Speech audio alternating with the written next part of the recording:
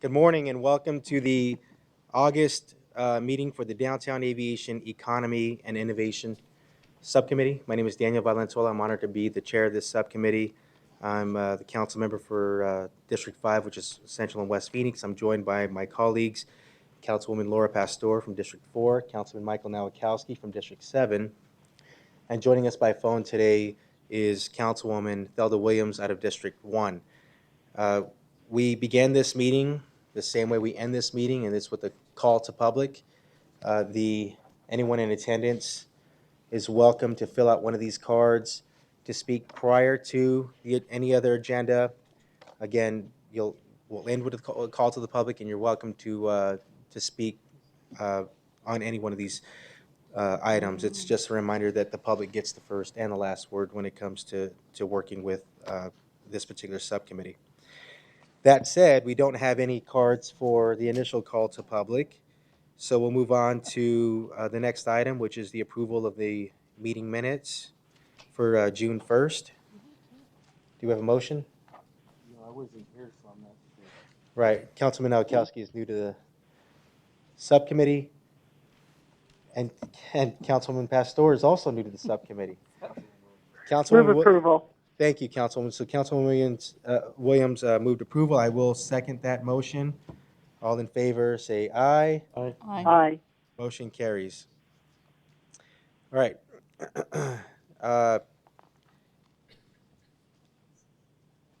Item 2 is the Event Security System Contract Award recommendation. And this is for consent, right? Right, at the Convention Center. I know that we have staff from the Convention Center here. It is on consent. If we will entertain a motion, we have that, Okay. unless you want questions. I move item number 2, Event Security Service Contract Award Recommendation. Second. We have a motion and a second. All in favor? Any discussion? All in favor say aye. Aye. Aye. Motion passes. The next item is for information only. Excuse me. And that is our FAA flight path update. Just to remind our constituents, this is an issue that we've been dealing with for more than a year now. And we felt it'd be necessary to have a standing item on this agenda to give people an opportunity to hear the latest every month from our aviation staff, and also have the opportunity to speak up and share their concerns. And I think it's gone really well since we started doing this. So that said, Mr. Bennett, the floor is yours. Mr. Chairman and members of the subcommittee, good morning and thank you.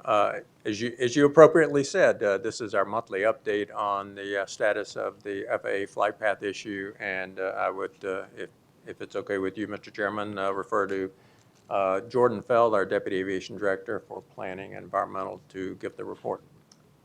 Thank you, Mr. Bennett, Mr. Chairman, members of the subcommittee. Appreciate this opportunity to provide a very quick update.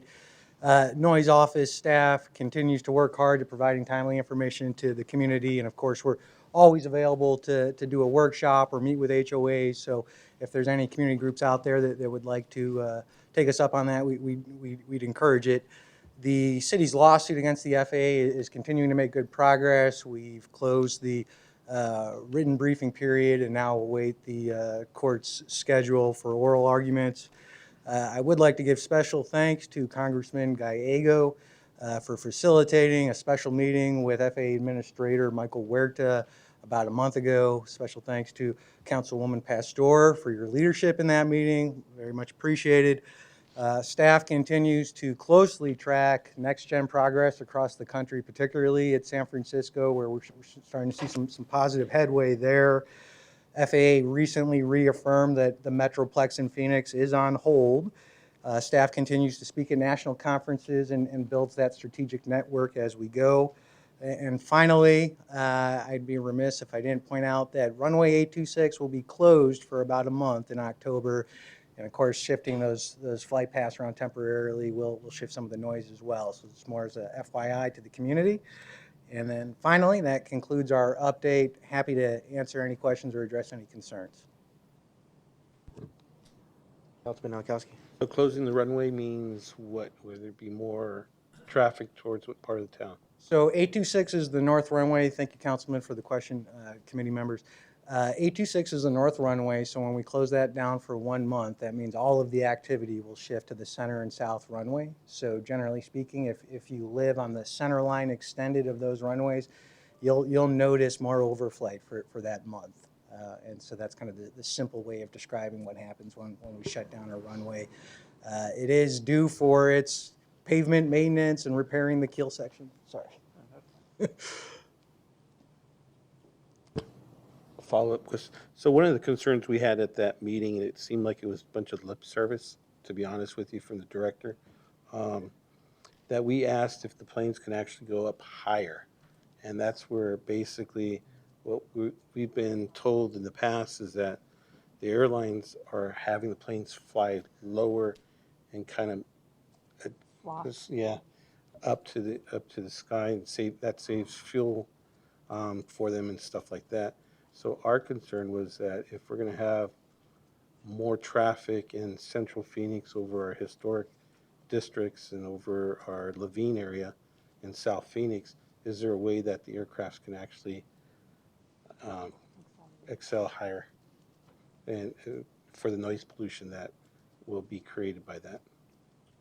Or is that an ask that we can ask the airlines to do?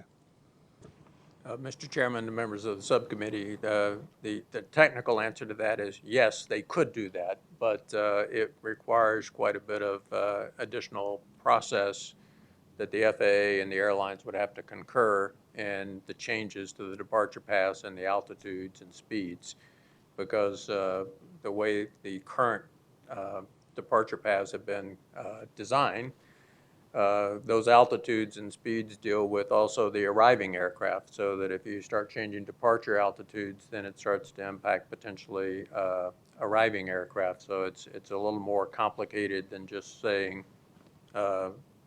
get up faster, get higher faster.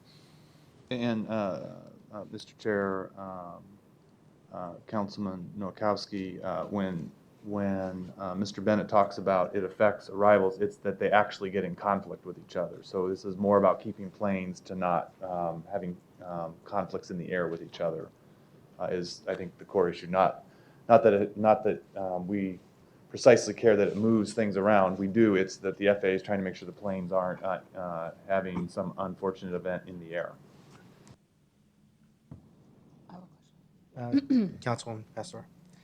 So knowing that we are closing this runway, is it possible, since we still use our old flight paths, to shift to our old flight paths for a month and reduce some of that noise over the areas? Thank you, Mr. Chairman, Councilwoman Pastor. Unfortunately, Phoenix Aviation doesn't have that opportunity to make even temporary changes to the airspace like that. I think would love that opportunity. When we've asked FAA to do anything like that, even as a trial period, the answer has been no. So even with the closure of 826, it's very unlikely that FAA would be willing to use that opportunity to go back to the legacy routes. We continue to use that opportunity. It's not like we're not flying over the old flight path. So we still use it. I guess my request is that we ask FAA and we send a letter to FAA to make the request. Mr. Chair, Councilman Pastor, before the week is out, we will do just that. I mean,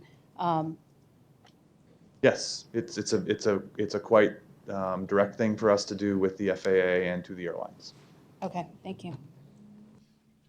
Any further questions, discussion on this item? It is just for information only. We don't have cards on this item. Many times we do, which I think is a credit to the aviation staff. I know you've been working closely with the neighborhood leaders and several others in the, in this particular area. So thanks for the update, Mr. Bennett. I think you're staying with us, right, Mr. Bennett, for item 4, rental car center request to extend 9 contracts. Yes, sir, Mr. Chairman, members of the subcommittee. What we are requesting this morning is a subcommittee concurrence that we extend the rental car concession contracts for 9 of our rental car companies for a one-year period under existing terms and conditions so that we can finish some negotiations that we have underway. I'm joined this morning with Christina Madsen, who's our Deputy Aviation Director for Business and Properties, who has a brief presentation to share with the subcommittee.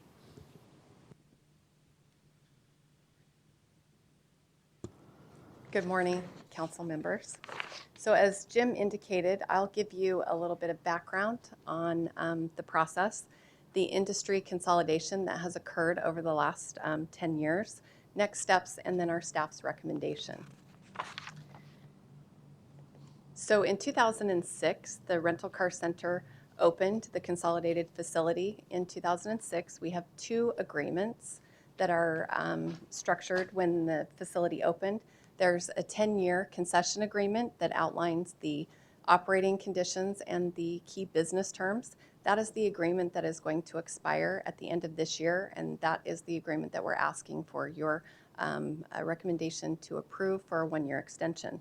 There's also a 20-year lease for service sites that are around the customer service lobby, and those are 20-year agreements. Those expire in December of 2026. Those service sites are locations that the rental car companies use to refuel and wash the cars and get them ready to go back into their inventory.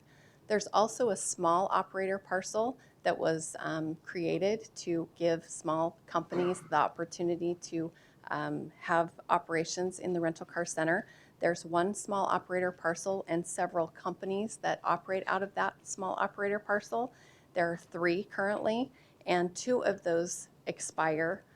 I'm sorry, 2 go until 2017, 1 expires, and we're going to need to extend that one as well. So the consolidation that has occurred in the industry, this slide shows you all of the rental car brands that operate at Phoenix Sky Harbor. When the Rental Car Center opened in 2006, all of these brands were either independently owned and operated or other companies owned them. On the far left, you can see the 3 major companies, Hertz Group, Enterprise, and Avis Budget Group. They own 95% of the rental car business in the United States, and they own about 90% here at Sky Harbor. The last 3 operators on that slide are our small independent operators that operate out of that small independent parcel. The 1-year extension would allow us the opportunity to talk and continue our conversations with the rental car industry about what this consolidation has done. It will allow us to come back to you with a strategy in the spring of 2017 to talk about how we continue to maximize the revenues to the city, enhance our customer service that we offer out at the rental car center, and increase operational efficiencies in those service site areas. So with your recommendation and approval, the next steps would be to take the full recommendation to City Council on September 21st. We would finalize the amendment prior to this year and then work with the industry to finish our conversations that we've started over a year ago to bring our strategy back to you on executing new agreements by the end of 2017. So with that, staff is recommending your recommendation to the full City Council to amend the 8 rental car agreements and extend 1 small operator parcel agreement through December 31st of 2017. Okay. And I'm happy to answer any questions you have. Thank you for the presentation. Any questions from my colleagues or comments? Before it goes to council, are we going to have the opportunity to look at the agreement and to make sure that there's some type of community activity in there, or cultural sensitivity? I know that in the past, we were looking at that whole community, and we made sure that there was some type of cultural sensitivity for that neighborhood. I just want to make sure that in the agreement that we have those items in there still. Councilman, I was involved in the original agreement, and so we'd be pleased to sit down with the council members, and before Chris and Jim conclude negotiations for a final next 10-year contract, that we'll have visited with the council members to hear your issues and concerns. Thank you. Councilwoman Pastor? I have a statement. This summer, I was very fortunate to travel a lot this summer, and I rented cars in between my different travels. And so what I have to say is I had it was interesting because that was my first time leaving cars and renting cars. And so I had a great experience. I also had a great experience at the ease of being able to get on the train and get into the airport and get to my car and everything. And so I'm just telling you from just somebody experiencing it, it was a great experience, and it was seamless throughout the whole process. And so, For Phoenix? yes. So, Do we have? thank you. So you rented, do we have I like, rented cars this summer do as we I have traveled. Teslas out there? I mean, I know No. Laura. There are Ferraris. Okay. all right. Okay. Thank you. All right, that's a great comment. I think part of the conversation today is how we make it even more seamless and better. I'm looking forward to getting to that topic as well. So, any other questions or comments by my colleagues? If not, I can entertain a motion. I move item number 4, to extend the 8 rental car concession agreements and extend 1 small operator parcel concession and lease agreement. I'll second that. We have a motion and a second. All in favor, say aye. Aye. Aye. Motion passes. And we're on to item, thank you. Thank you, Chris. Thank you, Jim. I guess you're sticking with us, aren't you, on this one? Item 5, Valet Parking Services Award. Mr. Chairman, members of the subcommittee, thank you once again for the opportunity to present this item this morning. This is a topic that the committee is familiar with concerning introduction of a pilot valet services program at Sky Harbor International. Subcommittee authorized us to issue a revenue contract solicitation for 2 valet parking opportunities. One for an on-site operator and one for an off-site operator. And this morning, we would like to present to you the results of that revenue contract solicitation. I'll once again ask Christina Madsen, our Deputy Aviation Director for Business and Properties, to walk you through the presentation. Thank you, Mr. Bennett. So again, I'm going to take you through some of the background, our selection process, implementation and next steps to bring this new service to Sky Harbor.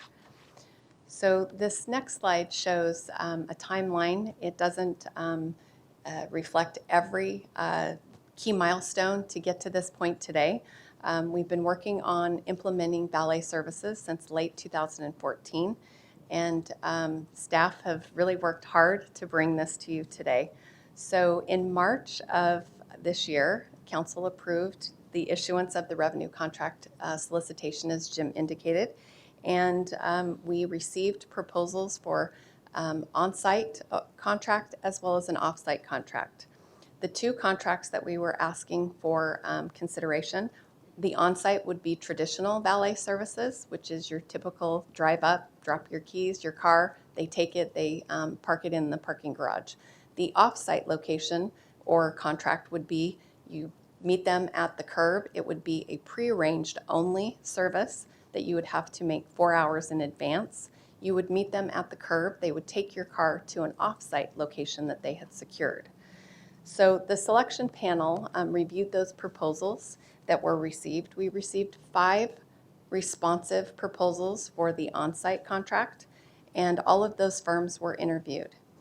The one proposal was received for the off-site contract.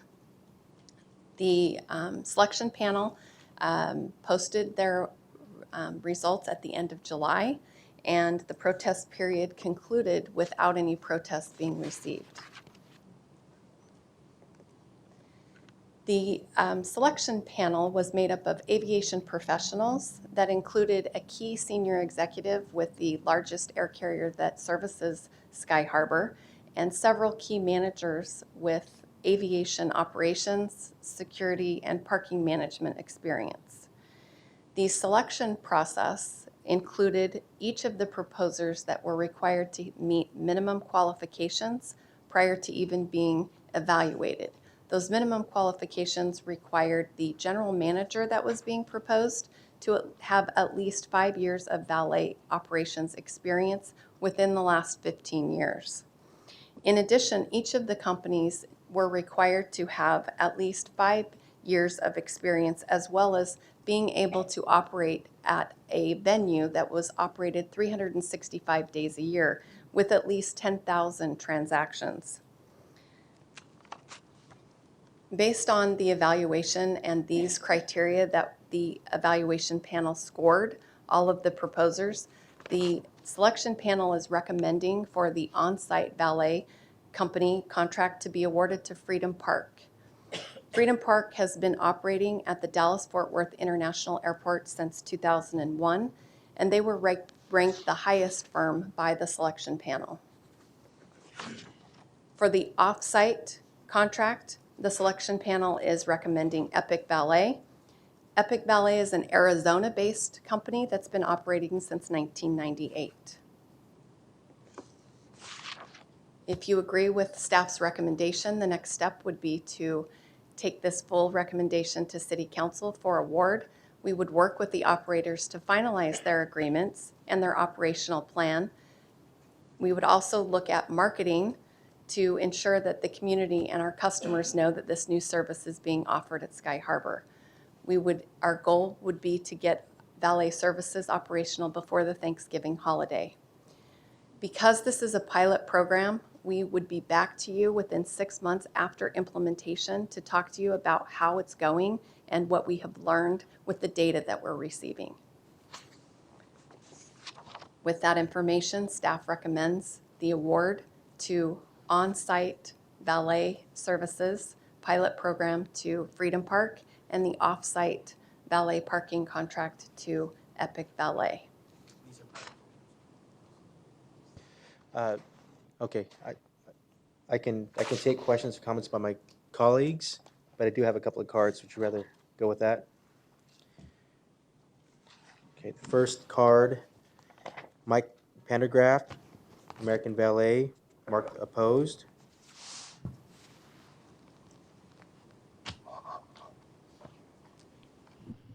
Thank you, Council.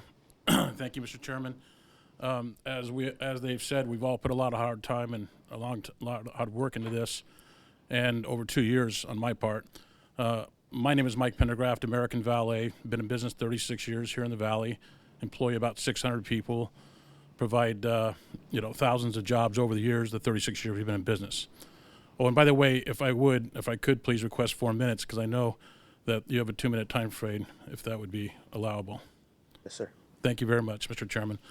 So I'm a little confused as far as the RCS goes. There were 2 proposals offered. One was an on-site and one was an on-site. And the on-site cars were to be parked, as they said in your conversation here, on the property. The award that was given to Freedom Park clearly states in their proposal that over 90% of their cars will be taken off-site to an off-site parking lot. So if that's the case, why didn't they put their bid in on the off-site parking option? Which the problem is you have 2 parking operations, valet parking operations now, where all your cars or most of your cars are going to off-site parking lots. In their case, it's 4 miles away. A true valet parking operation, if you were to get to the gate and forget your credentials and have to go back and get your car, it's now 4 miles away. If you were to arrive early and didn't follow procedures on the return, your car's 4 miles away. The whole idea about valet parking is it's convenient, it's there, it's close, you get good service. Having your car stored 4 miles away, it's great, it's innovative, that's all fine, and you have that in your option here, but you have an on-site option where you get valet parking where your car is stored here in the garage, on the property, so the service is valid. A couple other concerns. Their manager The requirements were 5 years of 24/7 operation. Their manager doesn't qualify for that. He has 3 years of manager operation. Other concerns, our proposal had a 55% share revenue. Theirs was 20% share revenue to the city. So there's some issues that I'm just not quite clear about, but mainly is the on-site, off-site operation. So I appreciate your time. We appreciate the opportunity to be involved with this, but we're just not clear and we're confused about why the proposal that was for on-site turned into an off-site operation. Thank you very much. I have a question for Mike. Yes, sir. Mike, so you're aware of our protest period? Did you protest Yes, we this? did not, and that was our And mistake. the reason And being? I'm sorry? The reason being? We didn't catch it. We just didn't see it. And I apologize for that. And the more we looked into it after the fact, we realized there were some things that didn't quite add up. And I remember being on this committee a while back, and one of the issues we had was limited parking in our garages, and that somehow, some way that you would use as much as we can in our parking garage, and the overflow would go into an off-site. I'm not sure if that's the same situation we have with this bid or not. Mr. Chair, Councilman Nowakowski, the on-site will have 200 spaces in the garage, and we think that's ample. If there are additional spaces we need to provide, it will be in the garage, or we will look to off-site. It's not a requirement for the on-site operator to go off-site. But Mr. Chairman and council, their proposal clearly states they'll be taking 90% of their cars off the property to a parking lot 4 miles away. It's in their proposal. So they've clearly stated that over 90% of their cars are going to be taken off-site. So they've turned an on-site parking operation to an off-site operation. I'm just, I want to ask our director to respond to that. And Mr. Chairman, and members of the subcommittee, if I might, I think it's very important as to the comment that was made. In their proposal, they have elected to store some of the vehicles off-site. There's not a requirement in our revenue contract solicitation that they store off-site. We are making available on-site storage for the vehicles, but it's the individual operator's decision if they want to take some of them off airport and store them. It's not a requirement of the solicitation. So it's not a requirement, nothing It's not a prevents them from requirement, it's doing not a the- mandate their that they have model- to store them. It's just that we make the space available to store them on-site. And the parking, the pickup and the drop-off location is required to be on level 4, the first level of the Terminal 4 parking garage as you enter the garage. So it's an on-site transaction that takes place, as well as they will do no requirement for advance reservation, so you can just show up without a reservation and decide at that point to go into the valet parking lot. Okay. Councilwoman Pastor, you have questions? As a customer, and I am going to go to an on-site valet, my expectation would be that the car is parked on-site. So if the operator chooses to then take my car and park it off-site, that is not what my expectation is, at least as a customer, of parking on-site. So how do you explain this? Or it just doesn't add up to me. I mean, I understand what they're doing, but I understand that the perception by most probably is when you do valet, your car is nearby. Will customers be notified of where their car may be? I mean, is there something on their website? Is there the person taking their car, they're letting them know? How's, to the councilwoman's point, how are people being notified of where their vehicle is? So, Mr. Chair and Councilwoman Pastor, most of the time when you drop off your car, the customer is not going to know whether their car is being stored on-site or off-site. in our contract is what is going to state it's going to be on-site or not. The customer will be able to be told where their car is going to be parked if they ask for it. Across the research that we've done with other venues and airports that operate this, they oftentimes take the vehicle to not a completely off-site storage location. It's in close proximity to the actual terminal where you're taking and deplaning. So if I haven't answered your question. So I'll just ask you, I have a, it's, so this is not, we wouldn't be the first airport to run a valet parking contract this way. Correct. And with That's space correct. limited at the airport, in fact, we have parking issues at the airport, yes. Correct. Okay. Any other questions? I do, because now I'm curious. So what's the difference between an on-site parking and then an off-site parking? So, Mr. Chair and Councilwoman Pastor, so the on-site is for traditional, like I explained, it's on demand. It's all of those services that you typically would experience when you're having your car valeted anywhere. The off-site was an opportunity that we put forth as an opportunity for a smaller company to come into the market. So that's why we provided this opportunity for an off-site location. So the off-site is not on demand, it's reservation based only. So they can't just come up to the curb and solicit business. That's for the on-site operator. The off-site operator, potentially their costs would be lower. They wouldn't have the implementation costs for on-site to start up the business. Those were factors as we did our industry research and exploring. That was why we made the opportunity available. Can I ask more questions? Because obviously I'm new to this committee and Hey, we got. I'm going to try to hurry It's only though. 10. Yeah, 10 I know. We have all day. No, we don't. Explain to me once again, off-site valet parking? Mr. Chairman, if I might, so the off-site valet parking is reservation-based. Okay, So you make a reservation if you want to do off-site, then you will pull up at Terminal 4 in a designated area along the curb, and you will drop your car off on the curb with a valet representative, and you've already made a reservation. If you don't have a reservation, you cannot participate in the off-site program.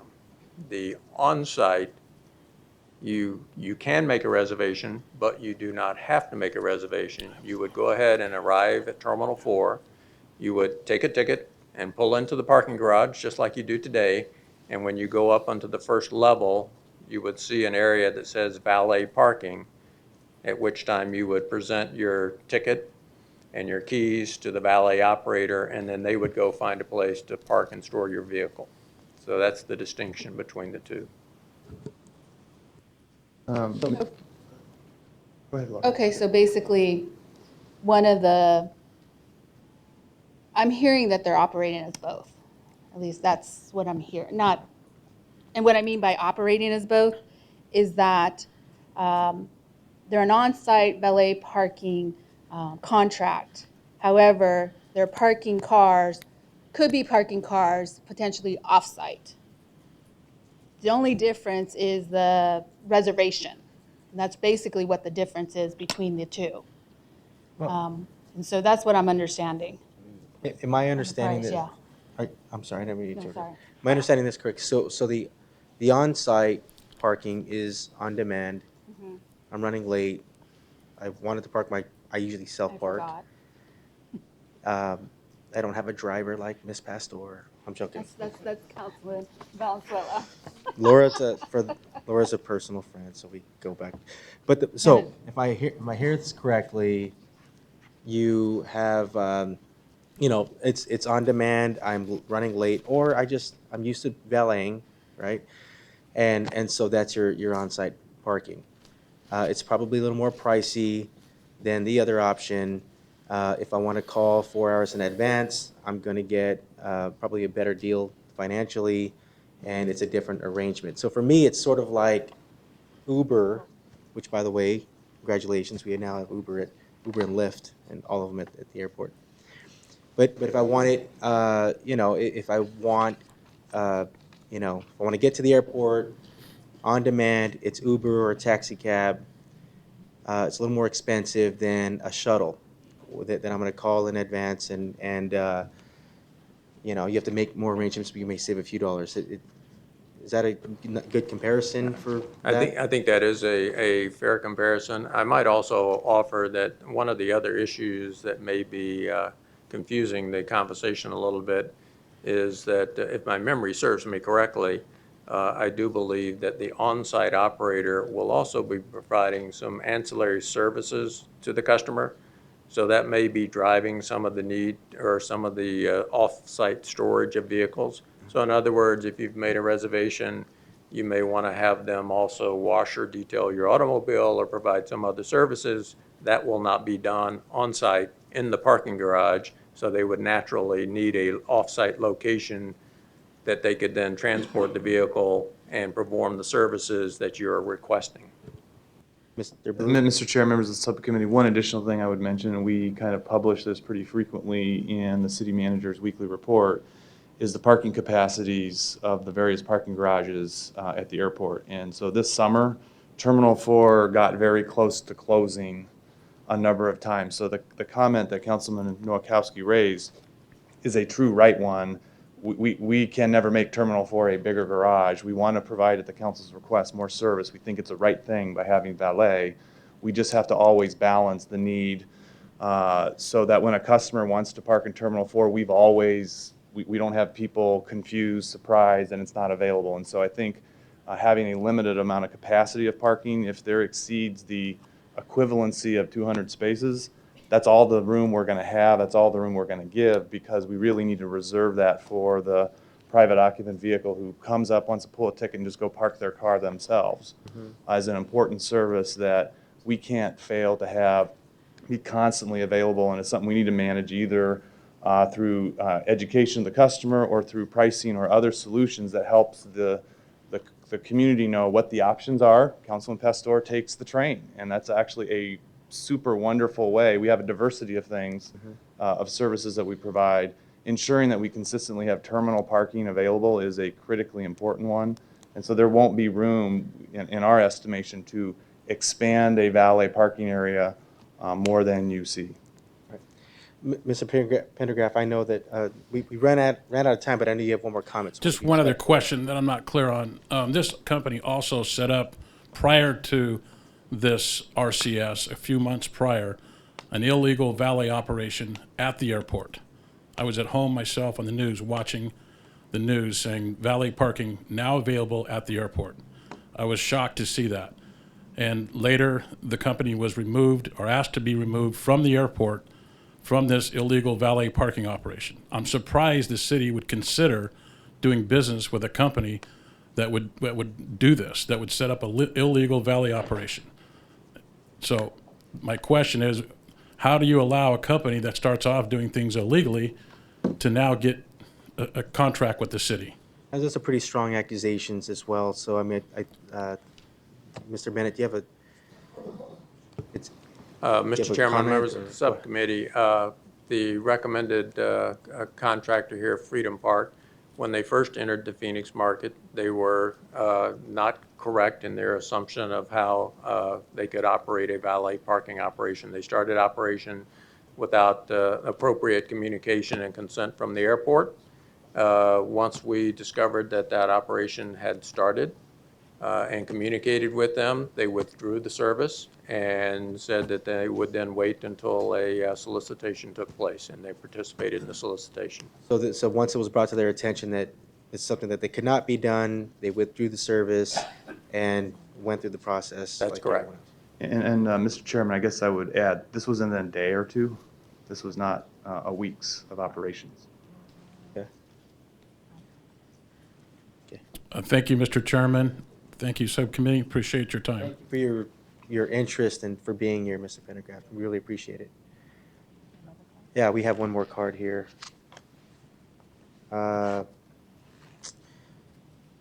John Klonmueller. And John is with Freedom Park. Mr. Chairman and members of the subcommittee, my name is John Kuhnmiller. I am president of Freedom Park, and it's an honor to be here. We're excited about the recommendation for Freedom Park to provide valet service. We've been providing valet service at DFW for 15 years, and extremely excited about the opportunity to bring it to the Sky Harbor Traveler. I think there were some good questions raised, and even though I understand the protest period is over, if I can offer anything in way of answering any of those questions, I would be happy to. But I just want to say thank you for the opportunity to be here. Do we have any questions for Mr. Conmuller, Freedom Park? Okay, thank you. Thank you very much. All right, that is all we have for cards. Any further discussion, questions from my colleagues? Mr. Chair, Councilman Williams? I just want to thank staff.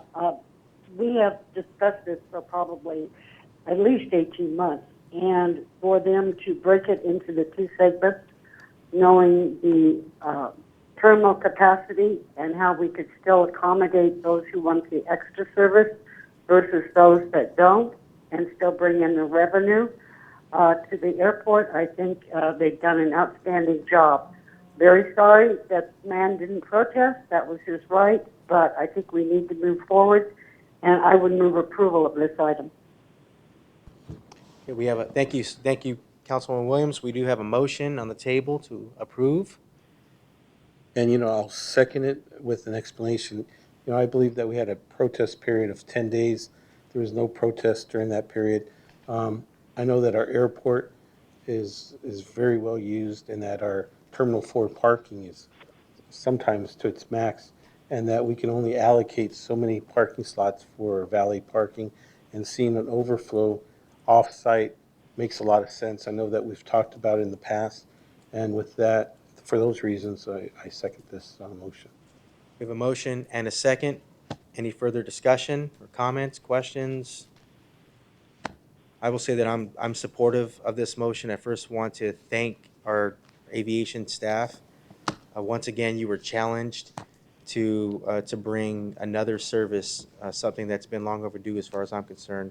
And you've heard Councilwoman Williams has been just a major champion on the airport and adding services. But we recently have added the ability for travelers to take Uber and Lyft, and the SkyTrain, which I believe needs to be expanded.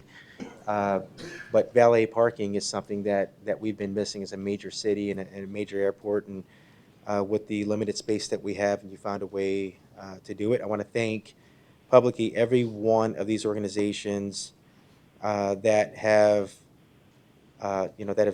expressed an interest and have gone through the process. I especially would like to thank Mr. Pendergraft for being here and for voicing his concerns and doing it in the professional manner that he does that. That said, I think the city staff has done a good job with this one, and I'm going to support the motion. Any other questions, comments, concerns? One thing that I did read about Freedom Park as well is the ability of, it's not just, it's a valet service, obviously that's what the contract is on, but what intrigued me about it is the ability to have additional services, having your car detailed or washed or whatever the case might be. I think it's one of those things when travelers start to realize the extension of that. I think it's a nice reflection of our airport as well, for what it's worth. That said, we'll put it to a vote. All in favor say aye. Aye. Passes unanimously. Thank you. I just have a comment. Yes. Those that drive me to the airport is Ed Pastor and Henry Cotto. So just want to make that. So touche. I thought it was Ronnie Lopez all this time. I'm sure Ronnie has before the congressman, Henry. It's only because I haven't been asked, Laura. Okay. All right. We're on to item 6, Block 23 Development Agreement Amendment. Mr. Chairman, members of the subcommittee, as Chris will describe, it rarely do I get to say the thing I'm about to tell you, which is this is a piece of property that has been in public ownership since the 19th century. And there's an opportunity to finally bring this into a revenue-producing role for the community, bring some wonderful attributes and benefits, and we think an improved economic position for the city. So with that, I'll turn it over to Chris. Thank you, Mr. Blue. Chairman, members of the subcommittee, we are here today to talk to you about a very exciting project located right here in the heart of downtown Phoenix. This is a dense urban project that will bring nearly $160 million of capital investment down into this market. Here at the table with me, just so we know who's here, of course, Eric Johnson, Deputy Director of our Community Development Department, Jeff Malosnik with Red Development, the development company we have been working with here. And if I might also introduce in the audience, Joellen Lynn. Joellen, would you raise your hand? She is the Director of Community and Public Affairs for Fry's. So as we move through, you'll know exactly why she's here. Further, we're here to talk to you about an existing development agreement that staff has been negotiating for the past number of months. And what we're bringing before you today is the opportunity to reduce the length of term of the GIPLET by 30%, reduce the city's cash invested in the project by more than 98%, and finally accomplish the 40-year challenge in downtown, and that is removing the food desert in downtown Phoenix by bringing Fry's right here into this market. Further, the property will stay in the city's ownership until the negotiated price for the property has been paid. We're talking about Block 23, and as Mr. Blue said, it has been in some form of government control since the settler days. 1874 is when it was transferred to the city of Phoenix through the land grant that created the original town site for the city of Phoenix. So since Phoenix has been around, so has Block 23. In 1991, it was part of a very complicated development agreement. The first portion of the agreement was between the federal government and the Barron Colliers Company that ended up with the ownership of Central and Indian School in the control of the Barron Colliers Company. A second portion of that agreement was between the city and the Barron Colliers Company, which allowed the city to create Steele Indian School Park. And in return, the Barron Colliers Company received development rights to both Block 23 and Block 24. Block 24, you know well today, it's the Bank of America Tower, or as we know it as the Colliers Center. Block 23 remains undeveloped today. There are two development agreements that are binding Block 23, one from 1991 and one from 2007. And those two development agreements have multiple requirements to them. One is a GIPLET at 75 years.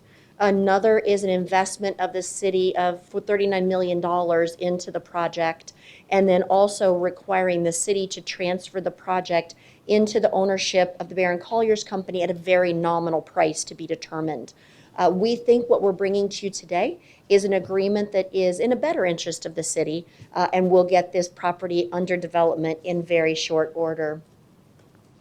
What I'd like to do now is to turn this over to Jeff to walk you through this project and give it to you from kind of Red's words what they're going to develop here. Jeff? Thank you, Chris. Thank you, Eric, and thank you, Paul. I think we were back here in May, the first time we presented to the committee, so we are extremely happy to be back here today with a much more comprehensive picture of what we intend to develop on Block 23. I think that it's worthy to just note that on behalf of Red Development, our commitment to downtown will last for generations. Our two blocks that we developed over the course of 2007 to 2014, which are represented here with the Hotel Palomar and then the block that contains Lucky Strike as well, have been an enormous point of pride and success for our company. Today, we can happily say that we are fully stabilized across all the commercial portions of that project, the hotel, the residential, and the office building. That was a $500 million commitment on behalf of Red Development to downtown. What followed that was our commitment to the Colliers Center Bank of America building, we're also actively leasing and managing that site as well. We think that there is endless possibility in downtown Phoenix, and Block 23 is ultimately the culmination of the success of those other projects that we had started. We have been on a 10-year quest to get a grocery store in downtown. It is something that permeates every discussion we have with every retailer we have on the 30-plus projects we have in 12 other states. We were successful in attracting one to Uptown Dallas, and we're under construction on a project there that's about $300 million, and it includes a Tom Thumb Safeway. What we learned from that project, we are applying to Block 23. And the benefit that we have here that we don't have in Dallas is that we're working with the nationally leading grocery store chain here. Fry's and their parent company, Kroger, are bar none the best operator in the country and the best operator we have in the state. Their enthusiasm for the site really sparked everything that we've done and all the things that we've tried to solve for. We couldn't be happier to have such a strong community advocate, community component, and employer in the Valley to partner with us. Included in that is a partner of ours in Dallas who is coming to town with their first ever offering for a high-rise multifamily project. We think that Streetlights Residential is going to bring an entirely new concept of high-rise apartment living to the Valley and ultimately raise the bar for what everyone is accustomed to seeing as apartment living. They'll bring 300-plus residential units to this project on top of the grocery store. What we've also learned in Cityscape and in Dallas is that we have to be adaptable. And adaptable in this regard for this site means understanding what the future need for our office user in downtown Phoenix is. The building that we built at Cityscape in Phase 1 was 600,000 square feet of Class A office space that traditionally filled with professional services firms, banks, accountants, lawyers. The next generation and wave of tenants that we're seeing, both here and across the rest of the country, have different needs and different desires for their office space. They collaborate in ways that these services firms don't, and that means that they need office space that we don't currently have in downtown Phoenix. That's what's rendered up here is basically this concept of a very open, very communicative, and collaborative workspace. It gives us the ability to adjust floor plate sizes depending on the users, and then ultimately adjust the structure in its entirety. In Dallas, we went from a 25,000 square foot floor plate on our office building to building two 50,000 square foot office floor plates while we were under construction because our user demand dictated that outcome. We're a very user-centric organization, and everything that we do is basically solving for the needs of our tenants, and those being Fry's, our apartment residents, and the people that'll come and lease the restaurant space and the office space here. We'll do above-grade parking, which will service most of the retail space. All the residents will park below grade. There's an existing parking structure on the site that will get redeveloped for the use by those residents.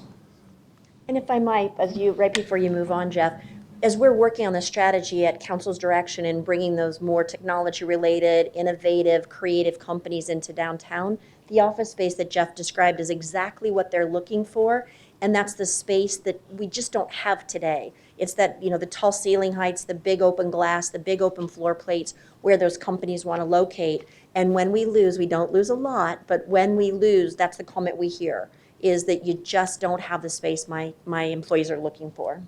Yeah, today's employer in that realm is really interested in creating a branded lifestyle for their employees. And it's very analogous to us to what retailers do for their customers. This is a rendering of the Fry's store. We're looking at the corner of First Street and Jefferson, which is directly across the street from the Arrogant Butcher, and then on the south side of the street is Talking Stick Arena. Fry's has been successful in serving our community with a very prototypical type store. It's part of what has led to their success and market dominance here. But what doesn't happen in our community that Fry's and their parent company Kroger do in other cities is deliver in an urban footprint. We had the pleasure of touring several Kroger stores in Southern California and in Denver, and I can confidently tell you that the concept that Fry's is designing for this location is unlike anything else that Fry's has in the entire state of Arizona. It is 1 part restaurant, 1 part bakery, 1 part sushi bar, 1 part wine bar, and then a florist, a pharmacy, cereal counter, diapers, everything. Hardware. Yes. I'll get some hammers on the shelf for you. But a full-service offering from Fry's that'll have every single product that's in every other Fry's displayed somewhat similarly, however, surrounded by glass and open to the public. So this is truly a ice cube enclosing a grocery facility. And as you walk up and down the street, at completion, you'll be able to interact with this store from the street as well. This slide, I always like to use this because I think one of the hallmarks of Fry's in our community is that they don't zone price. In addition to obviously beautiful displayed fruits and vegetables, you'll see the prices stand out.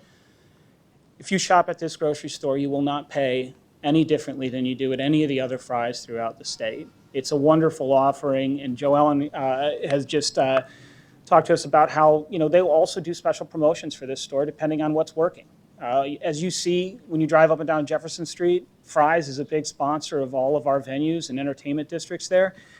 So it won't be unlikely or a surprise to anyone to see cross merchandising and marketing with all of their other promotional sponsors at this unit as well. It's truly going to be a flagship store for them. This is a conceptual rendering of the residential tower that Streetlights is designing. We're looking at the intersection of 2nd Street and Jefferson. This would be the southeast corner of the block, the northwest corner of the intersection. This will be the primary entrance to the residential tower, which grounds with, call it a ceremonial lobby for the residents. They'll transfer up to the residential floors through 3 levels of parking. That parking will service the office component to the project. We put this slide up because, sidewalk treatment, sidewalk dining, and pedestrian experience has been something that we have constantly been trying to solve, improve, and deliver. It works incredibly well for the Arrogant Butcher on the corner that they're on. We have very deep sidewalks on this area. We've got a lot of taller trees. And the space works great for the restaurant, and it works great for the customer. This is our intent for the restaurants that'll be along Washington Street, which will likely be 2 to 3 new additional restaurants that are not in the market that come to that side of the street.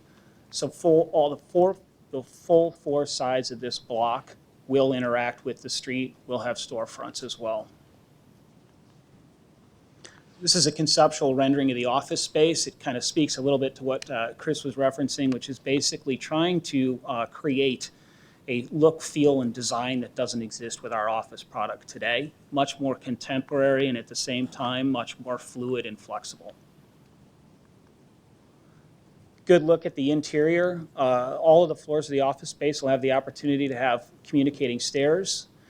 We know we're going to have a lot of interesting discussions with the building code department as we go through this process, but rest assured we're going to have ample exiting width so that we can do public assembly space inside these office spaces. This is what these tenants do when they go through training seminars and teaching facilities, very auditorium-like setting. And I'm not resting until there's a slide between floors. What we'd like to do now is talk to you about the business terms that we have come to on this particular project. So what the term of the agreement, should this body recommend moving this forward to the full council, would allow for is RED would acquire the development rights from the Barron Colliers company.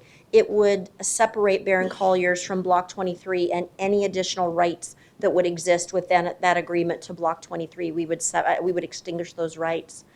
We would amend the 2007 development agreement, which is known as the Cityscape Agreement. We would reduce the GIPLET term that exists today in the development agreement that's required today by 25 years. And the city will own the site through the end of the term. Over the term, the developer would pay the city in cash, not in taxes, in cash, $18 million.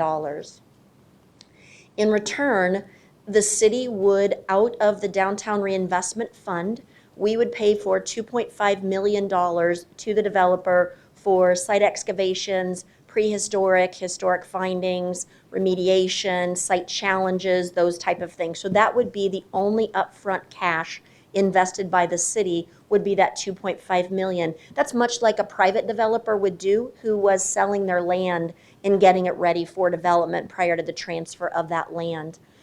If the project, and only if the project produces revenues, we would also share up to $1.8 million of construction sales tax with the developer, and then approximately $560,000 a year over the 25-year period. So basically what would happen is RED would buy the development rights back up front. The city, over time, for our own property, would reimburse RED for the development rights that they had purchased. And over that same period of time, RED would be buying the development from the city. So a little more complicated than we normally see, but works well to leave the city with no risk or no exposure on this particular agreement.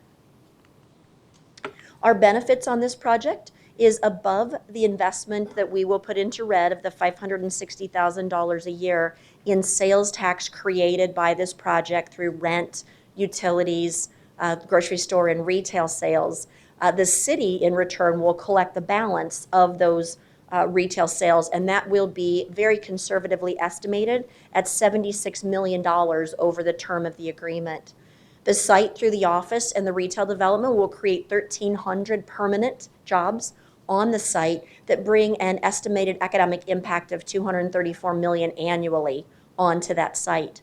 And what we see, as we talked about, is about $160 million. So revenue to the city is different than the economic impact. The economic impact is how the dollar moves around with those jobs coming into the market. The $76 million and the $18 million are direct revenue to the city through taxes that are collected. So they're not indirect, they are direct revenue from the site.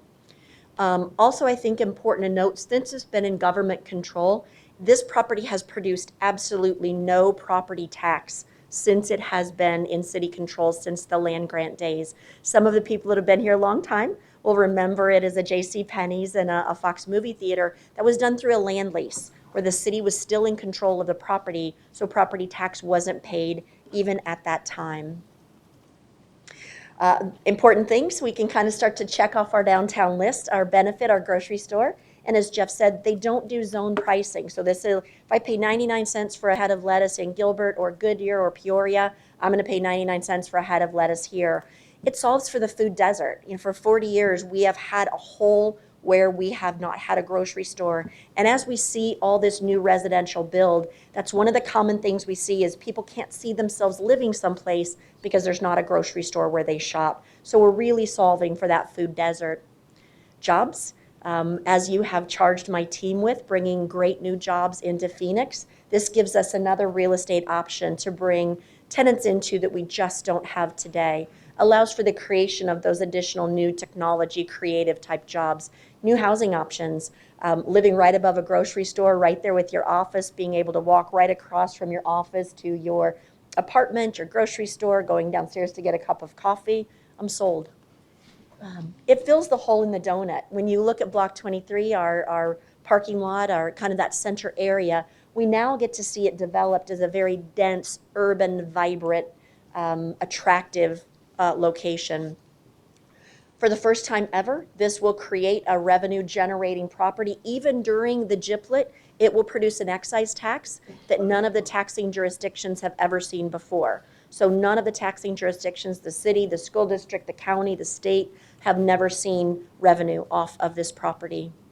And it follows along with the downtown strategic plan that is approved by council. So we accommodate on the economic development side for downtown living and distinctive shopping, among others. And on the planning side, we create more walkability and following the tree and shade master plan, creating more of those shaded, connected abilities to walk around downtown. Our recommendation, as you know, is to this body is for your consideration to take this to the full council. Should you make that consideration today, we will do this in 2 steps. The first is required legally by state statute. We will need to do a notice of intent at your September 7th meeting that will post that we will be considering, the council will be considering a revenue sharing agreement wrapped into the development agreement at your October 5th meeting. At your October 5th meeting, you would then consider that full development agreement. And with that, the team would be happy to take any questions that you might have, including Joellen. She has made herself available to come up and answer any questions you might have. Okay, Do we have any, well, we do have 2 cards. Why don't we start there? The first, Dan Clocky. Thank you for being here, Mr. Clocky.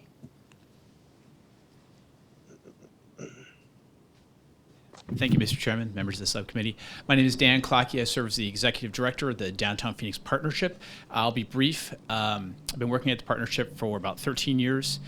Our organization has been surveying downtown stakeholders, employees, and so forth for probably almost 20 years. The number one thing, year after year, is a grocery store. This would fulfill that dream, if you will, for many, many years. The second thing to note is with a lot of cities that bring grocery stores to downtown, it has the ability of leveraging up a tremendous amount of residential after that.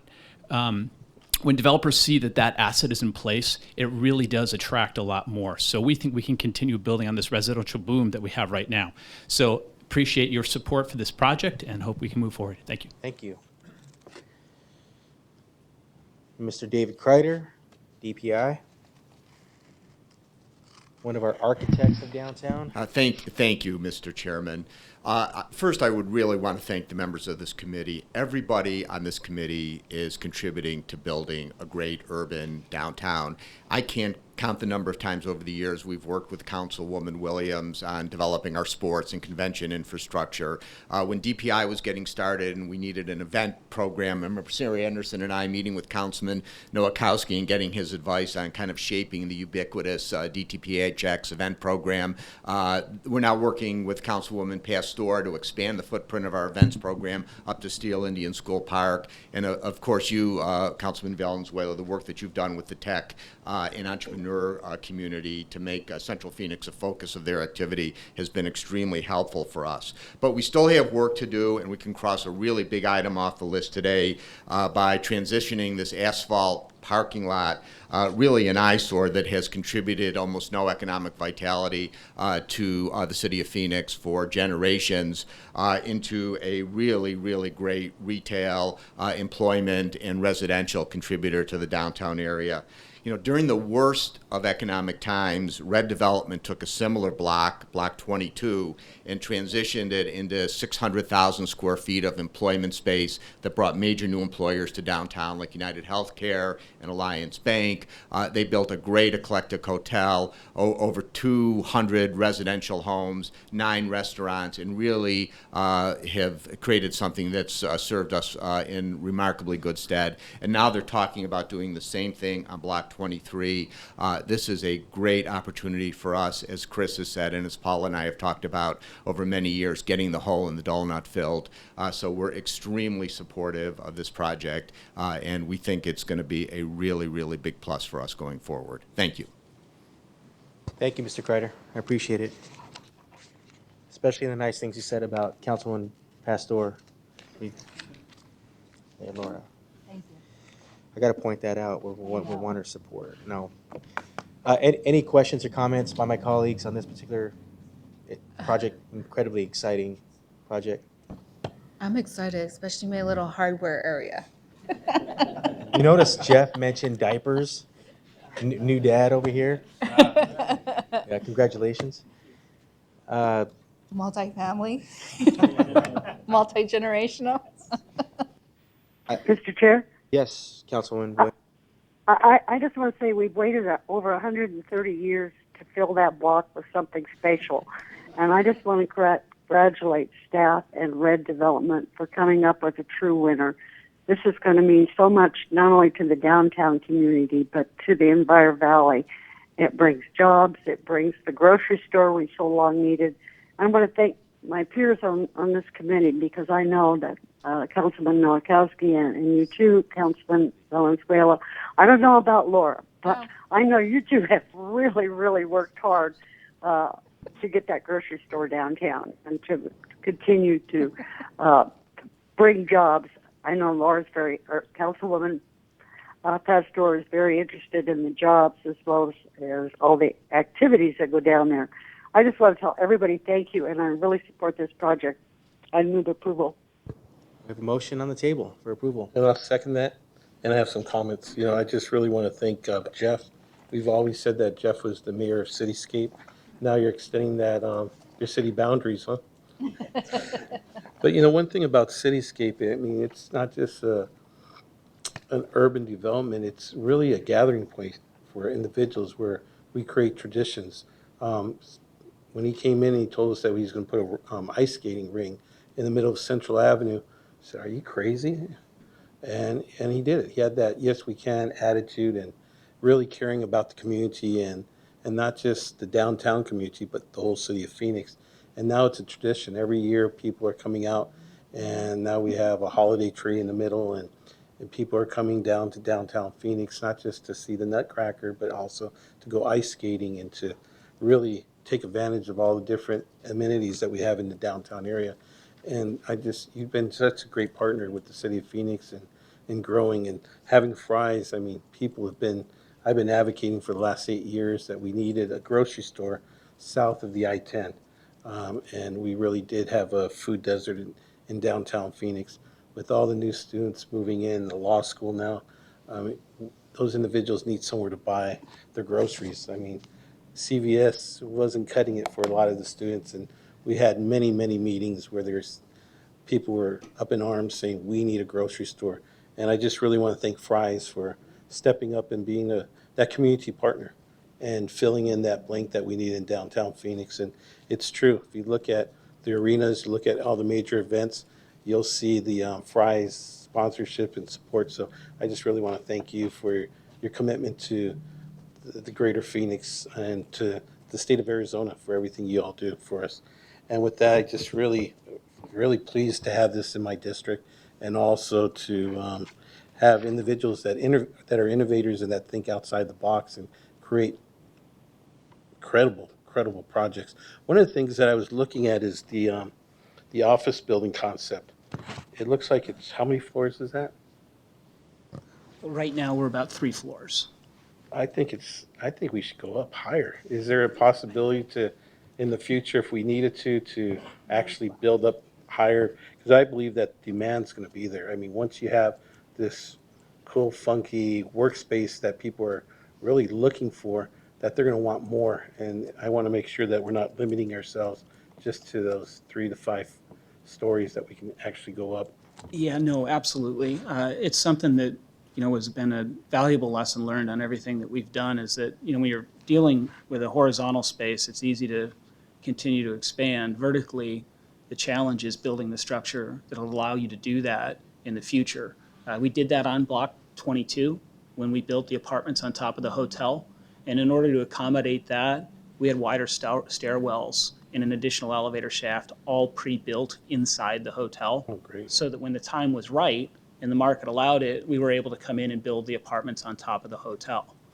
Similarly, all of our vertical structures today are being built with the capacity to change and modify, even through the construction process and post-construction, because the market changes that fast today. What is working today on a building that'll take us 2 years to build may not be the same market that we're in 2 years. So yes, most definitely.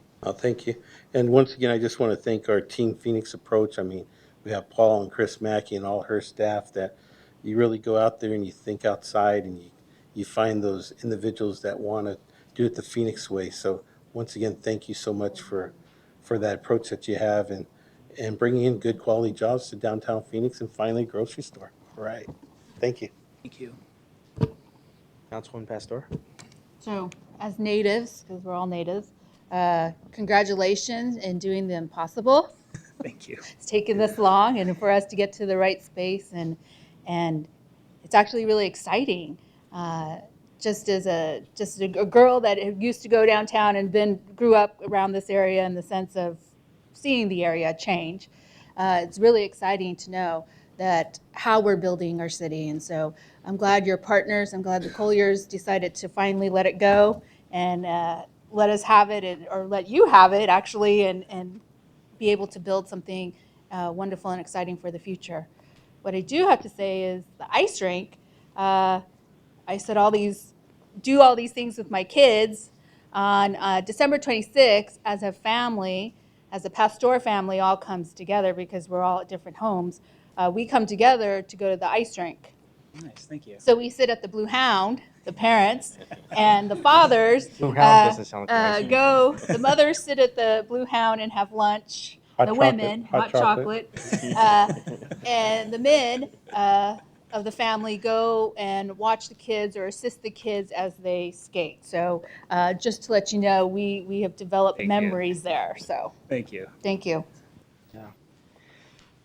Finally, I'll just say, I mean, I'm incredibly supportive of this project. I think as we move forward, this story, this incredible story is going to be told throughout the country, and I think we all realize it's going to be told by others. There's no blueprint for how this worked out. You know, Chris, you mentioned it. It was in government control since 1874, and people may wonder why we never built on it. Well, frankly, we couldn't. You know, we didn't have the development agreement to do that. That belonged to someone else. The rest of the story is this was tied to swampland in Florida that the federal government needed for research, and so traded the land, and frankly is tied to Steele Park. You know, the city I of still Phoenix want that wanted this land. amazing, but we have a beautiful park in Steele Park, and so now it comes down to Block 23 at Steele, a parcel that we don't have the development agreement for. And there was no blueprint on how to do this. This was done truly through innovation and truly through, frankly, private sector thinking, even within government. And our CED team, Paul and Chris and everyone else who's been involved, you've done such a great job of helping to move our economy forward just by simply, you know, it sounds like a cliche, but thinking outside the box and working with someone who, frankly, finds a way to have a beach party in downtown Phoenix, right? Which you've done.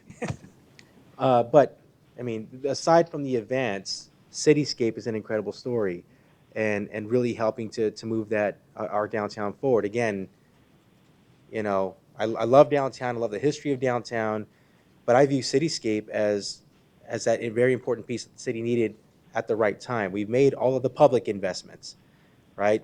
Light rail and ASU and the convention center and the hotel, and at some point you have to wait to see if the private sector is going to answer, and the private sector answered in a very big way with Cityscape.